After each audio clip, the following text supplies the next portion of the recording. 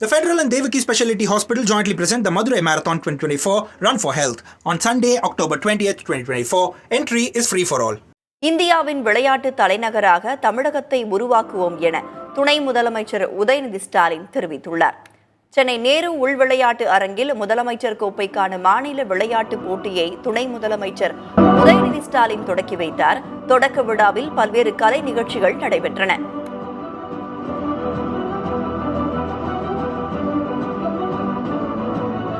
வீரர்களின் அணிவகுப்பு மரியாதையும் நடத்தப்பட்டது.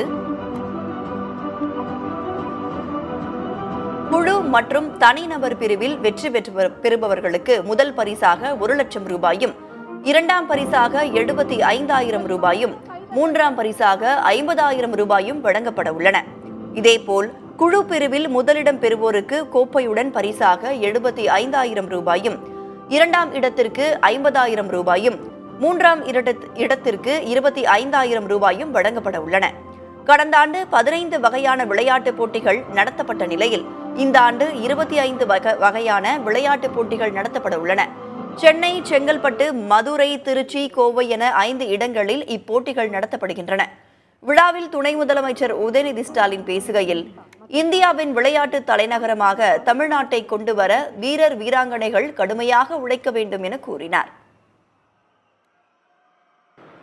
ஒரு பக்கம் நம்முடைய வீரர்கள் சர்வதேச போட்டிகளில் சாதனை படுத்திக் கொண்டிருக்க, இன்னொரு பக்கம் பல்வேறு சர்வதேச போட்டிகளை தமிழ்நாடு அரசு நடத்தி நம்முடைய அரசு சாதனை படுத்திக் கொண்டிருக்கிறது.